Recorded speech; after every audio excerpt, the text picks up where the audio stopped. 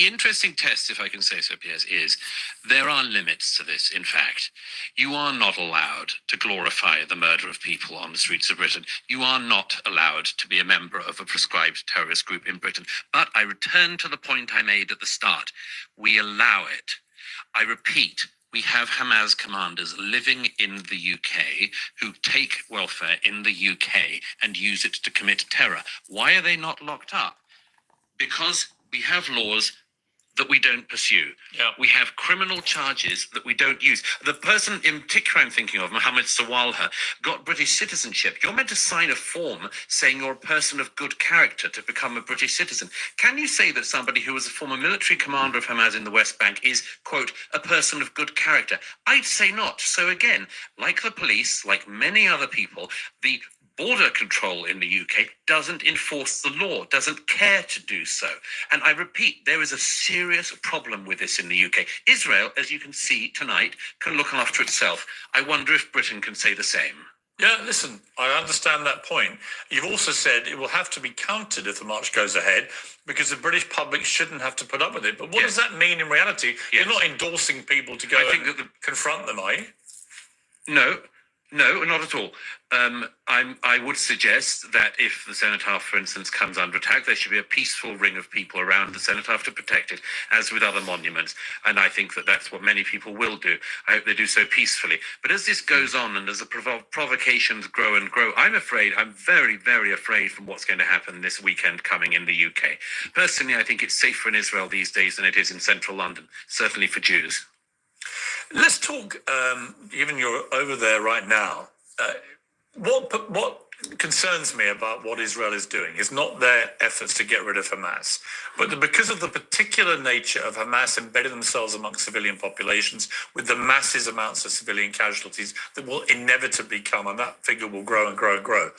Are we not, as Barack Obama warned, are we not creating here just an opportunity for far greater radicalization of all those young Palestinians who watched their loved ones get killed?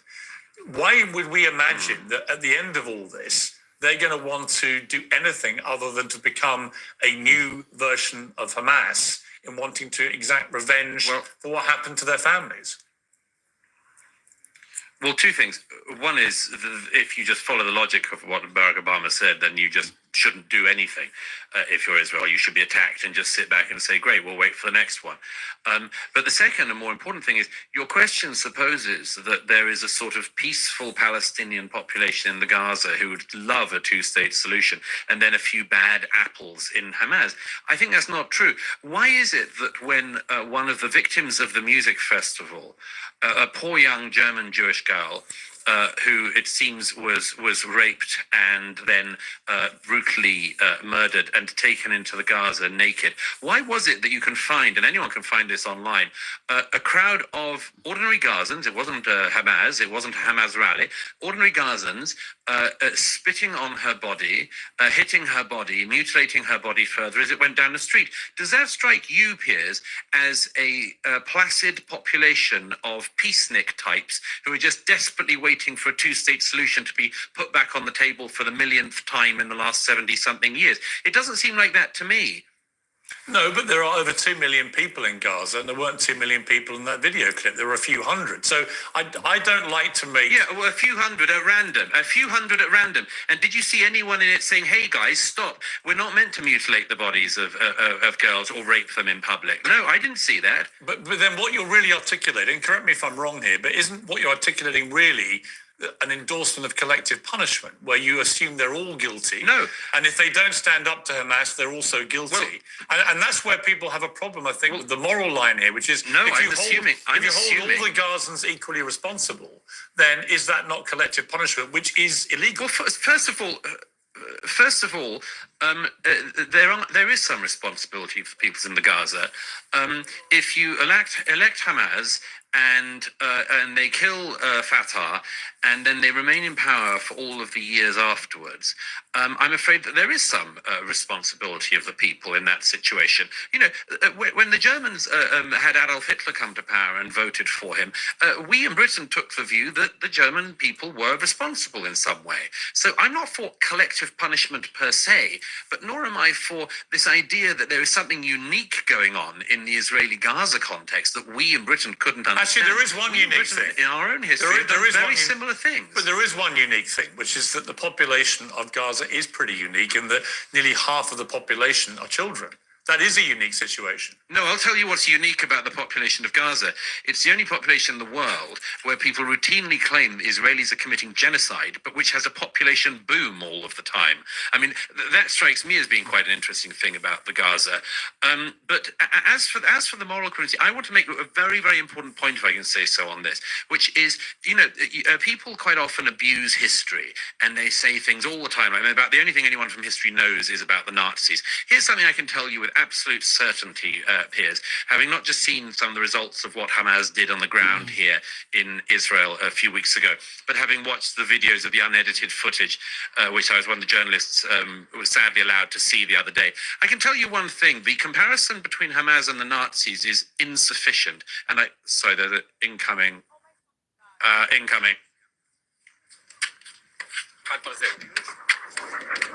Get safe, Douglas. Come.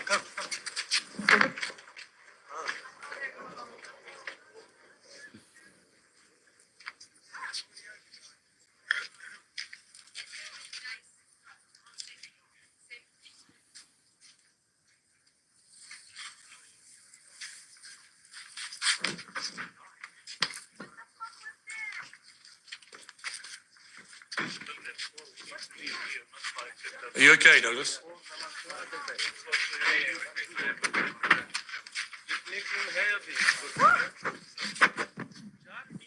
It came from the other direction, so okay. Anyhow, we're okay. Are you okay?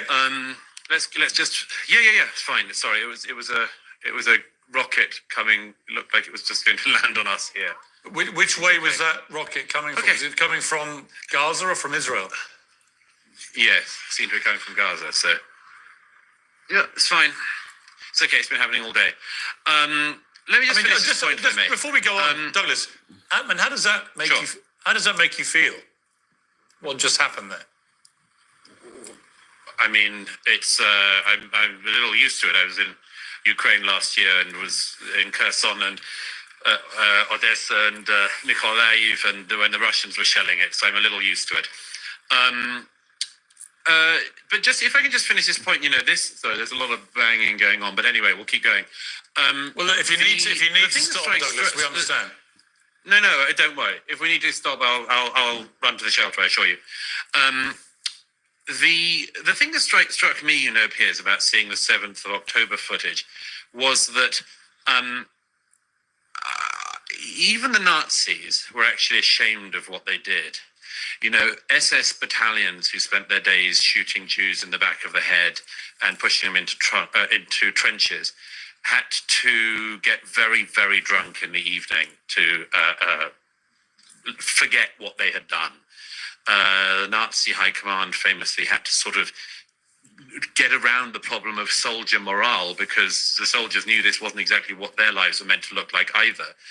I tell you one very big difference. If you look at the footage, the raw footage, and I really hope people don't on a wider scale have to view what I viewed the other day, if they see it, they will see something that is at least as barbaric as what the Nazis did. But here's the difference.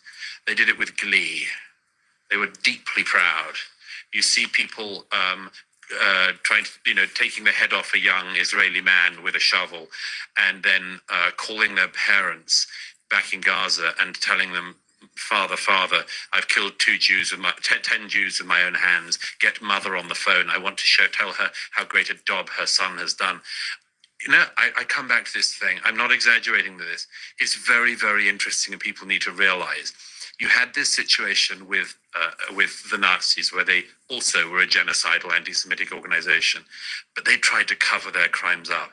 Hamas are actually proud of them, and they've said they will do them until the whole world is clear of Jews. Yeah. So I suggest we take that seriously, and I think that Israel is taking it seriously. I hope they continue to take it seriously, but I think the world should take it seriously, and that includes Britain. And when I hear British journalists, British commentators, and British politicians lecturing the Israelis on what they should do, I think, I'm sorry, this shows a failing in our country. It shows that we in Britain cannot enforce our laws. We don't even enforce our borders in Britain. It's us that is the weak link in the international security chain on this, not Israel. Douglas, how does this war end? Netanyahu said yesterday that... So I agree with everything that Douglas just said there, obviously. But I've never heard him be more passionate. Yeah, he's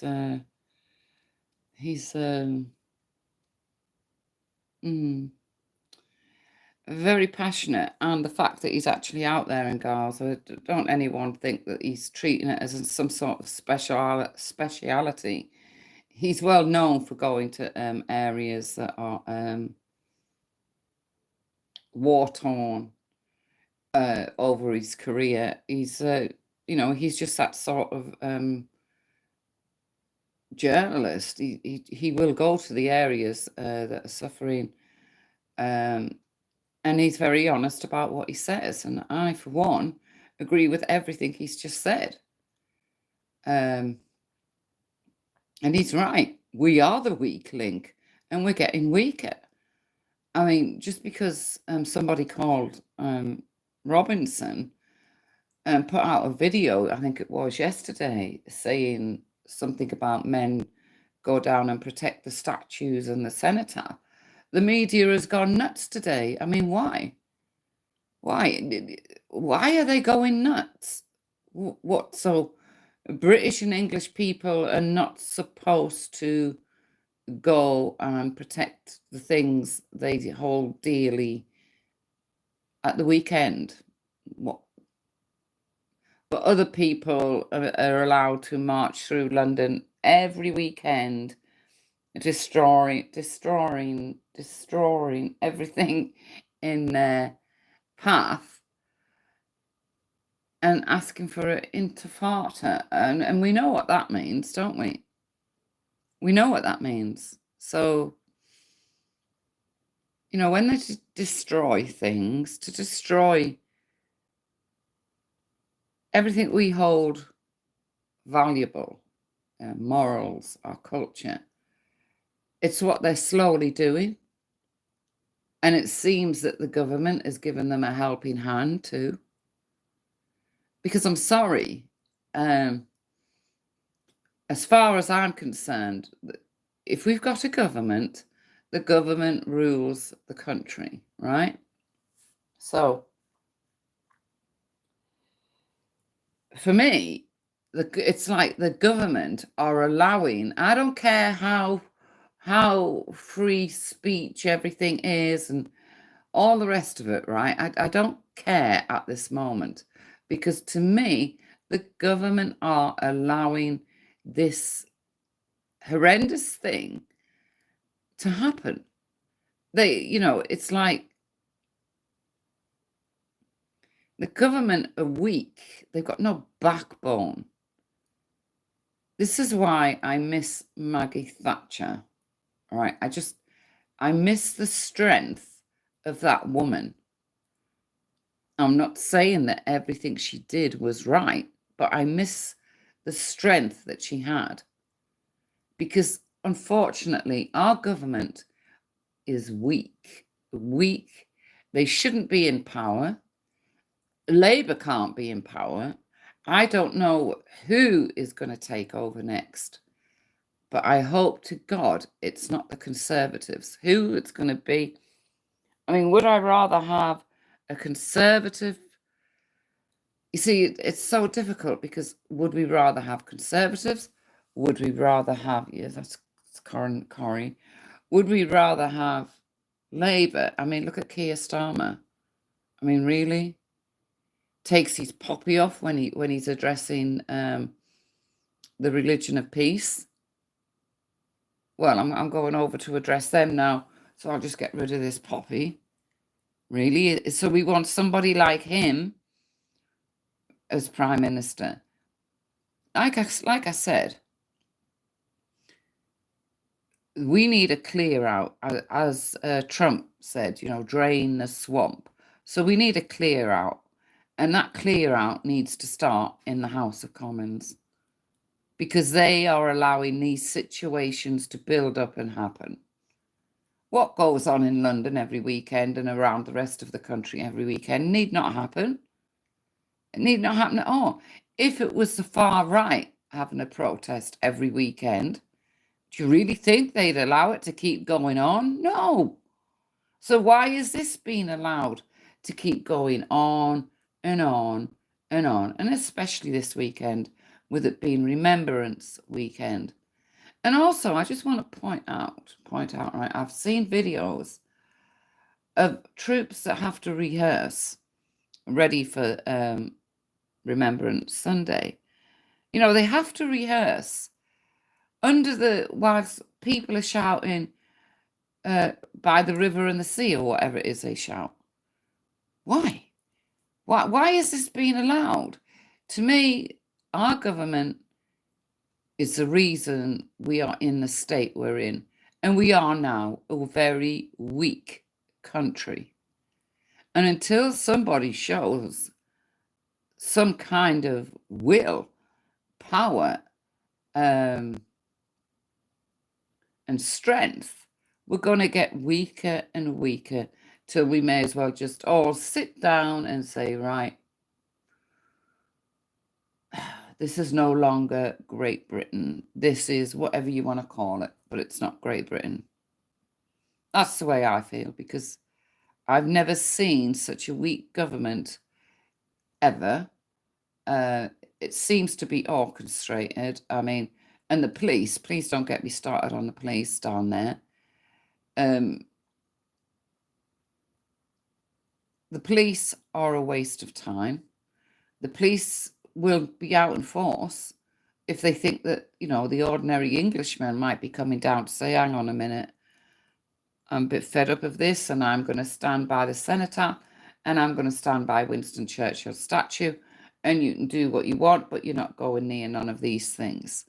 That seems to bother the police, that a few English people and British people may be turning up to do that, whilst tens of thousands of other individuals are allowed to scream intifada and all the rest of it, Allah Akbar, and anything else that comes into their minds. Funny, isn't it? But it won't be funny when we're no longer Great Britain. That's what you've got to remember, and that's what's coming. That's what's coming, because I've seen a lot of people trying to appease different people over this. I've seen too many people trying to make up excuses for what Hamas did. I was listening to that Shani today on Jedi's, and she literally said that Hamas is not a terrorist group. And Upita was sat on the same panel, and she said nothing.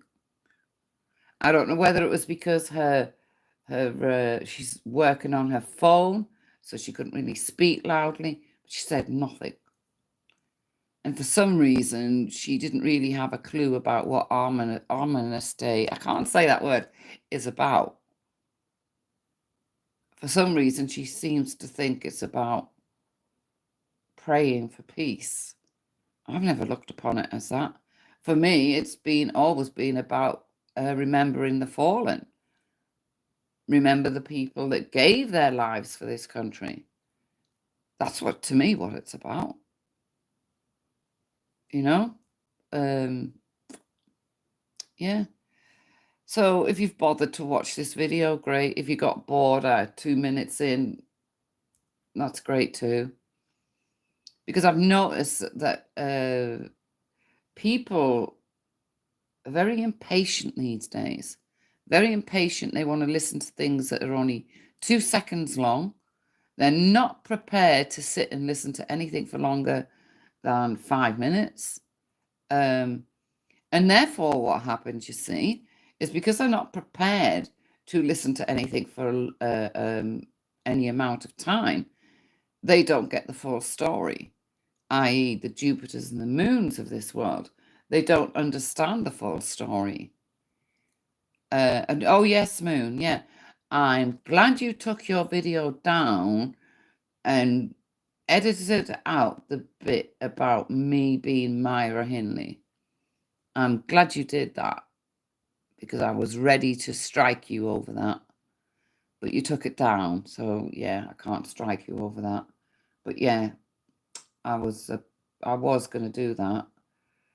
But you took away my opportunity, which is fair enough. But yeah, I thought for those who were interested and politically minded, they might have want to listen to Douglas out there in Israel, doing what he always does, which is the finest journalism and activism ever. Okay. Unfortunately, the media don't seem too worried about what Douglas has to say, but the media are really ramping it up over the fact that a few Englishmen and a few British guys may turn up to, protect the cenotaph and Churchill statue. Well, because the police are incapable of doing so. They've got far more better things to do. Far more better things to do. Like, say, I don't know. Let me think of something that would be better for them to do. Moving on a homeless person. That was all. They're too busy doing things like that to be able to do real policing. And our government is too self-centered and too interested in its own worth than to look after our country. Oliver Cromwell, where have you gone? Please, Oliver Cromwell, come back in spirit and give our government a backbone, because we fucking well need it. Oh, hi there, Robert. Hi there, Robert. Yeah, that's Robert. Coming for you, bitch.